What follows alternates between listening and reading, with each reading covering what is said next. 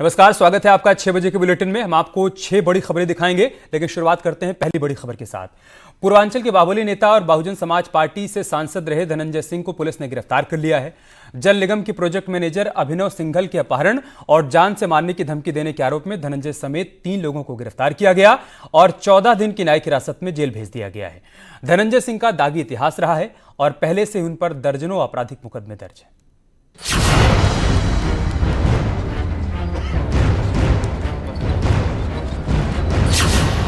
Jail में बाहुबली धनंजय सिंह।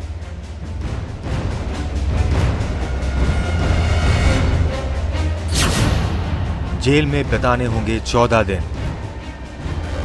भारी police बल के बीच सफेद कुर्ते और पजामा पहने और मुंह को पीले मास्क से ढके ये शख्स पूर्वांचल का बाहुबली धनंजय सिंह है, जिसे उसके 2 और साथियों के साथ कोर्ट ने 14 दिन की न्यायिक हिरासत में जेल भेजा है। इन तीनों पर जल निगम के प्रोजेक्ट मैनेजर को धमकी देने का संगीन आरोप है। इस मामले में लाइन बाजार थाना पुलिस ने धनंजय सिंह को गिरफ्तार किया था। एक दिल्ली बेस्ड कंपनी है जो यहाँ जौनपुर में एसटीपी का कार्य कर रही है। इसके जो प्रोजेक्ट मैनेजर है उसने सूचना दी कि कल कुछ गुंडे उसको गाड़ी में डालकर उठा करके ले गए और धनंजय सिंह के घर पे लेके गए। वहाँ जाकर धनंजय सिंह ने इसको पिस्टल दिखाई, डराया, धमकाया और कहा कि जो सप्लाई है इसमें वो सप्लाई हमसे लो। हालांकि सलाखों के पीछे जाने के बाद भी बाहुबली की अकड़ ढीली नहीं पड़ी और उन्होंने गिरफ्तारी को झूठे आरोप में फंसाने की साजिश बताया। टोटली व्यक्तिगत है, कहीं कोई विषय नहीं है। और जिस तरीके से आप एफआईआर पढ़ लीजिए, जिस तरीके से धाराएं लगाई गई हैं, टोटली मलाफाइड इंटेंशन है। गिरीश यादव और यहाँ के एसपी की मिली भगत से इस तरीके काम हुआ है। तो इतना बड़ा आरोप आपके ऊपर लगा दिया है, अगला कदम आपका क्या उठाया जाएगा? अरे हम न्यायपालिका से तय कर देंगे। न्यायपालिका तय कर दे, खुद ही एफआईआर कहीं स्टैंड नहीं करने वाला है। अभी कल डीजी साहब के यहाँ डेट पड़ेगी, अपने आप it will be decided. Dhananjay Singh ने गिरफ्तारी के पीछे सियासत भी एक बड़ी वजह बताई।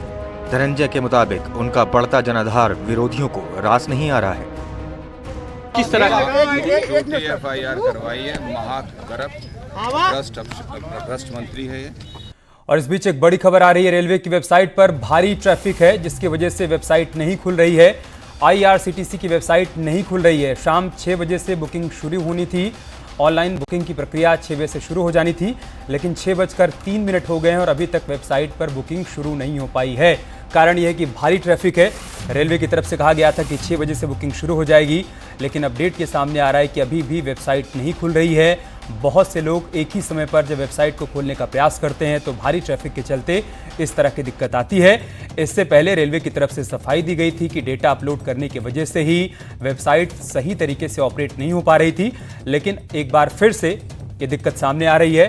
अभी भी IRCTC की वेबसाइट नहीं खुल रही है। बड़ी खबर हम आपको बता रहे हैं। शाम के 6 बज चुके हैं और 6 बजे से ही वेबसाइट खुलनी थी, जबकि 6:04 पर भी अभी भी ये समस्या बरकरार है। अभी भी बुकिंग नहीं हो रही है, लेकिन अपडेट ये सामने आ रहा है कि अब धीरे धीरे समस्या का समाधान हो रहा है, वेबसाइट खुलने लगी है। इस बीच ये बड़ी खबर हम आपको बता रहे हैं। अपडेट सामने आ गया है। IRCTC की वेबसाइट खुलने लगी है, मतलब बुकिंग शुरू हो चुकी है। रेलवे की तरफ से कहा गया था कि 6 बजे से बुकिंग शुरू हो जाएगी। तकनीकी दिक्कत आ रही थी, कुछ समय लगा, लेकिन आखिरकार अब बुकिंग एक बार फिर से शुरू हो गई है। ऐसे तमाम लोग जो कि अलग अलग शहरों में फंसे हैं, वो अपने घर जाना चाहते हैं, तो रेलवे की तरफ से उनको ये सुविधा दी जा रही है और आज से बुकिंग शुरू हो गई है। कल से ट्रेनों का संचालन होना है। कुछ खास रूट पर कुछ खास ट्रेनों का संचालन किया जाएगा, जिसके लिए आज शाम 6 बजे से ही बुकिंग की प्रक्रिया शुरू हो जानी थी, लेकिन कुछ तकनीकी दिक्कतों के बाद अब जाकर रेलवे की वेबसाइट काम करनी शुरू कर चुकी है। तो IRCTC की वेबसाइट पर जाकर आप भी टिकट बुक कर सकते हैं अगर आप किसी दूसरे शहर में फंसे हैं और अपने घर, अपने शहर जाना चाहते हैं तो। लॉकडाउन के बीच भारतीय रेलवे ने अच्छी खबर दी है। कल से यानी कि मंगलवार से राजधानी दिल्ली से 15 स्पेशल ट्रेनें चलने वाली हैं, जिससे लोग अपने घरों तक पहुंच सकते हैं। रेलवे ने टिकट की बुकिंग शुरू कर दी है, लेकिन सवाल यह है कि स्टेशन में किसको घुसने दिया जाएगा और ट्रेनों में किसको सफर करने दिया जाएगा। तो चलिए आपको बताते हैं एक रिपोर्ट के जरिए। शहरों से निकलकर घर पहुंचने को तड़प रहे लोगों के लिए सरकार ने अच्छा फैसला लिया है। 15 स्पेशल ट्रेन चलने से उन लोगों को राहत मिलेगी जो शहरों में लॉकडाउन के चलते फंस गए। सरकार के संसाधनों का इंतजार कर रहे थे, उन लोगों के लिए सरकार ने 15 स्पेशल ट्रेन चलाने का फैसला लिया है। लेकिन ट्रेन में सफर करने से पहले आपके साथ क्या क्या होगा? घर जाने से पहले थर्मल स्क्रीनिंग होगी। पूरी तरह से स्वस्थ होने पर सफर करने की छूट मिलेगी। स्टेशन 90 मिनट पहले पहुंचना होगा। रेलवे का टिकट खुद की आईडी से ही लेना होगा। ट्रेनों में सफर करने से पहले कोरोना से जुड़े किसी भी तरह के सिम्टम्स नहीं होने चाहिए। ये फैसला इसलिए लिया गया ताकि दूसरों को दिक्कत में न डाला जा सके। इसलिए सरकार ने कुछ और नियमों को तय किया है। केवल कंफर्म टिकट वालों को ही स्टेशन में एंट्री मिलेगी। सभी यात्रियों को एंट्री और निकलने के दौरान हैंड सैनिटाइजर दिया जाएगा। यात्रा के दौरान मास्क और फेस कवर होना जरूरी है। साथ ही सोशल डिस्टेंसिंग का पालन करना होगा। जो 15 स्पेशल ट्रेन चलाई जा रही हैं, वो कहां-कहां जाएंगी? नई दिल्ली से डिब्रूगढ़, अगरतला, हावड़ा, पटना, बिलासपुर, रांची, भुवनेश्वर, सिकंदराबाद, बेंगलुरु, चेन्नई, तिरुवनंतपुरम, मडगांव, मुंबई सेंट्रल, अहमदाबाद और जम्मू तवी के लिए विशेष ट्रेनों का संचालन होगा। अब आप सोच रहे होंगे कि इसमें यूपी के एक भी शहर का नाम नहीं है, लेकिन इन ट्रेनों में कई ट्रेनें यूपी से गुजरेंगी, जिससे यूपी के लोगों को भी राहत मिलेगी। लेकिन यूपी के लोगों को निकालने के लिए यूपी सरकार लगातार प्रयास कर रही है। यूपी में अभी तक हम लोग स्पेशल ट्रेन ला चुके हैं और ये फिगर हर घंटे पे लगभग चेंज हो रहा है, और जिसमें कि सिर्फ लखनऊ डिवीज़न ने 75 ट्रेनें हैंडल की हैं। लगभग 2 लाख के आसपास पैसेंजर्स हम यूपी में सिर्फ ट्रेनों के माध्यम से ला चुके हैं। ये फिगर चूंकि चेंज होता रहता है तो एग्जैक्ट फिगर नहीं दिया जा सकता, लेकिन 2 लाख से ऊपर का फिगर है जो कि अभी तक हम लोग ला चुके हैं। ये फिगर सिर्फ लखनऊ का है या फिर ऑल ओवर यूपी का है? ये पूरे यूपी में हम लोग लाए हैं। लखनऊ के अलग से है, लगभग 70,000 के आसपास लखनऊ डिवीज़न ने हैंडल किया है और भी डिवीजन्स ने भी हैंडल किया है। तो एग्जैक्ट फिगर तो मतलब जब सारा कंपाइल होगा तो होगा, लेकिन लगभग 2 लाख से ऊपर का फिगर है ये। इन स्पेशल ट्रेनों के चलने से दूसरी सुविधाओं में असर नहीं पड़ेगा, यानी कि मजदूरों और कामगारों के साथ जरूरतमंद लोगों को चिंता करने की आवश्यकता नहीं है। पहले की तरह श्रमिक स्पेशल ट्रेनें चलती रहेंगी, लेकिन स्पेशल ट्रेनों में राजधानी के बराबर किराया लगेगा। इसीलिए सभी ट्रेनों में सिर्फ एसी कोच होंगे। इसका सीधा असर यात्रियों की जेब पर पड़ेगा। जो लोग यात्रा करना चाहते हैं, उन लोगों को ज्यादा पैसे खर्च करने होंगे। स्पेशल ट्रेनों में पेंट्री कार की सुविधा नहीं होगी। गंतव्य तक जल्दी पहुंचने और बद इंतजामी से बचने के लिए ट्रेनें सीमित स्टेशन में रुकेंगी, ताकि लोगों को परेशानी न हो और सुरक्षित जगह तक लोगों को सुरक्षित पहुंचाया जा सके। Bureau report, news 18। कोरोना के बढ़ते मामले कोरोना के खिलाफ जंग को और चुनौतीपूर्ण बना रहे हैं। वैसे तो देश के हर हिस्से में कोरोना संक्रमितों की संख्या बढ़ती जा रही है, लेकिन ताज नगरी आगरा में कोरोना का एपिसेंटर देखने को मिल रहा है। मतलब ये कि यहां पर कोरोना का अदृश्यम अवतार देखने को मिल रहा है। उत्तर प्रदेश का आगरा शहर पूरी दुनिया में ताजमहल के लिए मशहूर है, लेकिन आज का आगरा हिंदुस्तान में कोरोना के एपिसेंटर के तौर पर जाना जा रहा है। मार्च की शुरुआत में यहां कोरोना का पहला पॉजिटिव केस सामने आया था, लेकिन आज ये आंकड़ा 800 के करीब पहुंच रहा है और अब तक 25 लोगों की मौत हो चुकी है। इससे भी बड़ी चिंता की बात यह है कि कोरोना का संक्रमण अब आगरा के ग्रामीण इलाकों को भी अपनी जद में ले रहा है। ताजा आंकड़ों के मुताबिक आगरा के 19 गांव में करीब 100 लोग कोरोना से संक्रमित हैं। आगरा के जिन गाँव में कोरोना के सबसे अधिक मामले सामने आए हैं, उनमें फतेहपुर सीकरी ब्लॉक का कस्बा गाँव है, जहाँ 27 कोरोना संक्रमित हैं। इसके अलावा बरौली अहीर का ककुआ गाँव है, जिसमें 16 मामले सामने आए हैं, और दयालबाग के कौशलपुर गांव में अब तक कोरोना के 15 केस सामने आ चुके हैं। आगरा में कोरोना संकट को देखते हुए योगी सरकार ने अलग से एक्शन प्लान भी बनाया है। अब तक करीब 10,000 लोगों के सैंपल्स लिए गए हैं। 44 जगहों को हॉटस्पॉट के रूप में चिन्हित किया गया है। हॉटस्पॉट एरिया में दूध, दवाई और सब्जी की सप्लाई कोरोना वॉरियर्स के माध्यम से करवाई जा रही है। इन इलाकों में किसी के भी केंद्रीय स्वास्थ्य मंत्रालय ने जिलों को रेड, ऑरेंज और ग्रीन जोन में बांट रखा है। जिन जिलों में 21 दिन से कोरोना का कोई केस सामने नहीं आया है, उन्हें ग्रीन जोन की लिस्ट में रखा गया है। जिन जिलों में 14 दिनों में एक भी केस नहीं मिला है, उन्हें ऑरेंज जोन में, और जहां कोरोना के सबसे ज्यादा एक्टिव केस हैं, उन्हें रेड जोन में रखा गया है। लेकिन हर दिन हालात बदल रहे हैं। ऐसे में थोड़ी सी भी लापरवाही ग्रीन जोन को ऑरेंज में और ऑरेंज को रेड जोन में तब्दील कर सकती है, जबकि थोड़ी सी सावधानी और सतर्कता रेड को ऑरेंज और ऑरेंज को ग्रीन जोन में तब्दील कर सकती है। ऐसा ही कुछ हुआ है यूपी के बलिया, गोंडा, हाथरस और बदायूं में।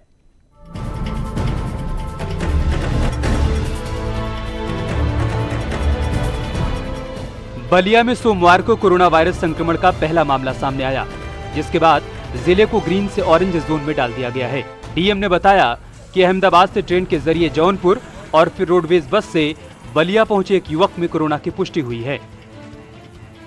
जी, बलिया में ये पहला पॉजिटिव केस मिला है और बलिया उत्तर प्रदेश का 74वां जिला हो गया है जिसमें पॉजिटिव केस हैं। स्वास्थ्य विभाग की लापरवाही के चलते हाथरस में कोरोना वायरस का संकट गहरा गया है। सोमवार को एक ही परिवार के 10 लोगों की रिपोर्ट पॉजिटिव आई है। परिवार के एक बुजुर्ग नोएडा से इलाज करवाकर वापस लौटे थे, जिसके बाद उनकी रिपोर्ट कोरोना पॉजिटिव पाई गई थी। स्वास्थ्य विभाग ने परिवार के 27 लोगों को क्वारंटाइन किया था। अब 10 लोगों की रिपोर्ट पॉजिटिव आई है। इसमें 4 बच्चे भी शामिल हैं। हाथरस में कोरोना पॉजिटिव मरीजों की संख्या 19 हो गई है। हमने सारे फैमिली मेंबर्स को क्वारंटाइन किया था और उनके फिर सैंपलिंग की गई। सैंपलिंग में उनके परिवार के 10 लोग पॉजिटिव आए। गोंडा में 6 नए कोरोना पॉजिटिव केस मिले हैं। जिला प्रशासन के मुताबिक आज आई सैंपल की रिपोर्ट में 6 नए कोरोना पॉजिटिव केसेस की पुष्टि हुई है। जिले में कुल पॉजिटिव मरीजों की संख्या 16 हो गई है। जिला प्रशासन के मुताबिक सभी मरीजों को कोविड लेवल 1 अस्पताल में शिफ्ट किया गया है। सभी संक्रमित अलग अलग क्षेत्रों के रहने वाले हैं और मुंबई और दिल्ली से कुछ दिनों पहले ही आए थे।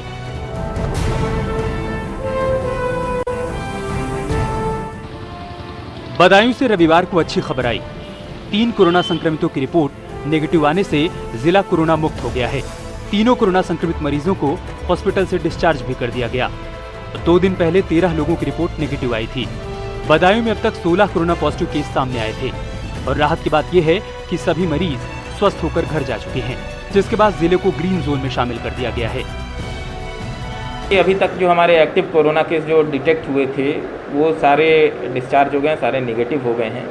तो इस प्रकार जनपद में अभी कोई एक्टिव केस है नहीं। बलिया, हाथरस और गोंडा के ताजा हालात बताते हैं कि जरा सी भी लापरवाही कोरोना के खिलाफ जंग को और मुश्किल बना सकती है। मतलब ये कि अगर आपका जिला ग्रीन जोन या ऑरेंज जोन में है तब भी आपको सावधान और सतर्क रहने की जरूरत है ताकि रेड जोन में जाने के हालात न बने। Bureau report, news 18। यूपी सरकार ने दूसरे राज्यों में फंसे कामगारों के लिए महा ऑपरेशन शुरू किया है। साथ ही सरकार बार बार अपील कर रही है कि कामगार पैदल मार्च ना करें। सरकार सभी को उनके घर तक पहुंचाएगी, लेकिन हालात से मजबूर हजारों मजदूर पैदल ही अपने गांव की तरफ लौट रहे हैं। खाना बदोश ये कामगार तपती दोपहरी में पैदल ही घर की ओर निकल पड़े। भले ही सरकार ने दूसरे राज्यों में फंसे कामगारों के लिए घर वापसी का महा ऑपरेशन शुरू किया है, लेकिन अभी भी हजारों ऐसे कामगार हैं जो सरकार की मदद के बिना ही घर पहुंचना चाहते हैं, जिसके लिए कोई ट्रक पर सवार है तो कोई पैदल ही निकल पड़ा है। दावे जरूर किए जाते हैं कि मजदूरों की घर वापसी का काम जारी है, लेकिन ये दृश्य आंखें खोलता है, सबको दिखाता है कि किस कदर परेशान मजदूर अपने घरों की ओर जा रहे हैं। कहीं पर किसी की जांच की कोई व्यवस्था नहीं है। इनमें से क्या कहीं कोई कोरोना संदिग्ध या संक्रमित नहीं हो सकता है? अगर इन अव्यवस्थाओं के ऊपर ध्यान नहीं दिया गया तो शायद कोरोना का संक्रमण फैलना रोकना काफी मुश्किल हो सकता है। प्रयागराज में भी मजदूर पैदल ही घर जाते नजर आ रहे हैं। गृहस्थी का जो थोड़ा बहुत सामान है उसे एक थैले में भरकर दोनों हाथों से थामे गांव का रास्ता पकड़ लिया है। लॉकडाउन के इस दौर में बड़े शहरों में उन्हें भूख के सिवाय कुछ नहीं मिला, लिहाजा अब वो किसी भी कीमत पर घर लौट जाने को मजबूर हैं। जो कामगार हैं वो अलग अलग शहरों से पहुंच रहे हैं और इस तरह से सड़कों पर पैदल चलते हुए दिखाई दे रहे हैं। उनके कंधे पर उनके सामान हैं और वो सामान लेकर जा रहे हैं।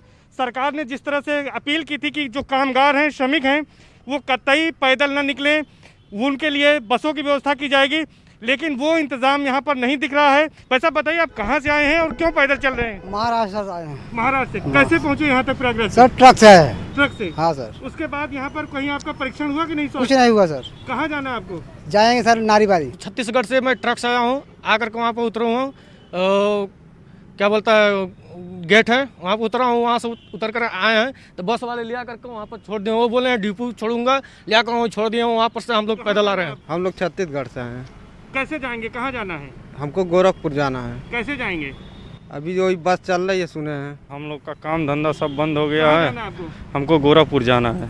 कुछ ऐसा ही हाल नोएडा दिल्ली बॉर्डर पर भी देखने को मिला, जहां कई मजदूर सड़क किनारे इस आस में बैठे हैं कि उन्हें कोई बॉर्डर पार करा दे, जिससे वो अपने घरों तक पहुंच सकें। कोई लखनऊ तो कोई ललितपुर जाना चाहता है।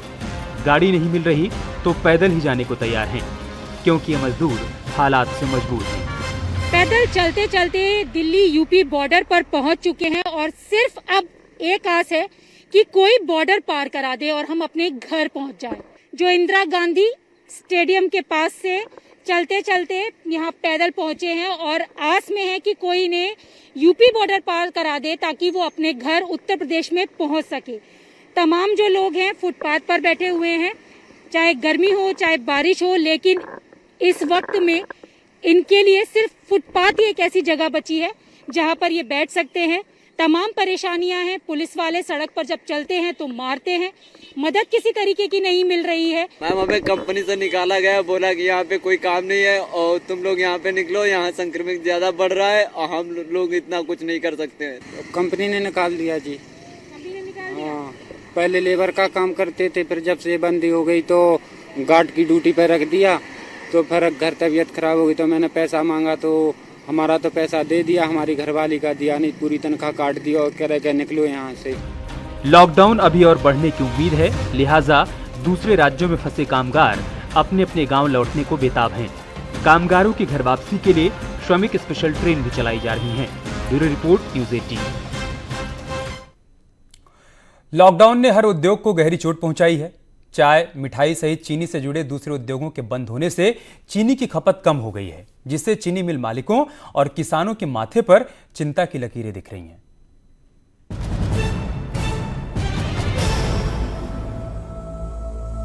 कोरोना ने किसी को नहीं छोड़ा, हर ओर बस सन्नाटा पसरा है। कभी चाय और मिठाई की दुकानें लोगों से गुलजार रहती थी, लेकिन आज सब कुछ सूना है। दुकानें बंद हैं, लोग घरों में दुबके हैं। वेस्ट यूपी को गन्ना बेल्ट कहा जाता है। यहाँ की धरती मिठास पैदा करती है। लॉकडाउन के वक्त भी यहाँ चीनी का उत्पादन भरपूर हो रहा है। सारी चीनी मिलें चल रही हैं और चीनी का उत्पादन भी हो रहा है, लेकिन इन सब के बीच चीनी की खपत कम है। इसे लेकर चीनी मिल और किसानों के माथे पर चिंता की लकीरें हैं। एक्सपर्ट्स मानते हैं कि ऐसे में जब चीनी मिलों के पास स्टॉक बढ़ रहा है, जाहिर है कि अगर चीनी कम बिकेगी तो किसानों के भुगतान में दिक्कत आएगी।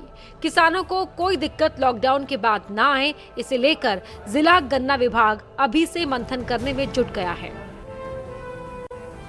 कोरोना की रोकथाम में मदद मिल रही है। दूसरी हमारी नगला मिल चीनी मिल है, उसके द्वारा एथेनॉल का उत्पादन किया जा रहा है, जो कि सैनिटाइजर में यूज होता है। तो इस तरीके से चीनी मिलें और विभाग कोरोना की रोकथाम के लिए और किसानों को जागरूक करने के लिए लगातार लगा हुआ है। इसमें हम लोग आगे भी यही प्रयास करेंगे कि इसको बीमारी को बढ़ने ना दिया जाए। आप देख रहे हैं कि हमारे ऑफिस में भी 1/3 स्टाफ आ रहा है। जो शासन का निर्देश है उसका हम लोग अनुपालन कर रहे हैं। पब्लिक चूँकि अभी मिलने का यहाँ पे प्रतिबंध है, तो हम लोग व्हाट्सएप, फ़ोन और जो भी हमारा बेसिक है और ईमेल है उसके माध्यम से कर रहे हैं। आप देखिए आपके पास भी कोई ऐसा किसान नहीं अप्रोच कर रहा होगा कि उसकी कहीं नहीं सुनी जा रही। हम लोग हर स्तर पे उनको डील कर रहे हैं। शीतल पेय बनाने वाली कंपनियां, आइसक्रीम, मिठाई की दुकानें, शादी समारोह पर सबसे ज्यादा चीनी की खपत होती है, लेकिन लॉकडाउन के कारण सब ठप है। इस समय चीनी सिर्फ घरों में ही सप्लाई हो रही है। चीनी मिलों का स्टॉक बढ़ रहा है। बिक्री न होने से नकदी का संकट पैदा हो रहा है।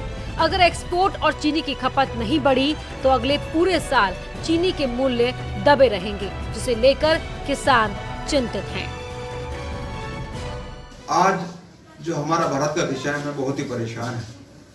हमारा मुख्यतः पश्चिमी उत्तर प्रदेश में गन्ने की खेती होती है, लेकिन चीनी मिलों के द्वारा उनकी चीनी न बिकने के कारण आज वो भुगतान करने की स्थिति में बिल्कुल नहीं है। हमारा भुगतान तो पहले भी नहीं हो पा रहा था, लेकिन आज लगता है ये बिल्कुल ही नहीं हो पाएगा। अगर सरकार किसान की मेहनत में कुछ भी सहयोग करना चाहती है, जिससे कि उसकी आर्थिक बोझ को कम हो सके और उसकी जिस परेशानियां हैं जो दिन ब दिन बढ़ रही हैं वो कम हो सके, तो सरकार किसानों के लिए आर्थिक पैकेज की घोषणा करे। चीनी मिलें पूरे साल चीनी बेचकर अपना खर्च चलाती हैं। और किसानों का भुगतान भी करती रहती हैं। अगर चीनी नहीं बिकेगी तो अगले साल के स्टॉक से जुड़ जाएगी और अगले गन्ने के सीजन की भी चीनी आ जाने से स्टॉक बढ़ेगा, जिससे अधिक चीनी खपानी पड़ेगी। इस खतरे को किसान बखूबी भांप रहे हैं। किसानों का कहना है कि इस साल अपना गन्ना जैसे तैसे बेच लिया, लेकिन उनके गांव में बहुत गन्ना खेत में खड़ा है। अब अगर मिलों की चीनी नहीं बिकेगी तो समस्या अगले साल और बढ़नी ही है। और चलिए इसके साथ ही 6 बजे के बुलेटिन में इतना है, लेकिन खबरें जारी हैं। आप बने रहिए हमारे साथ। नमस्कार।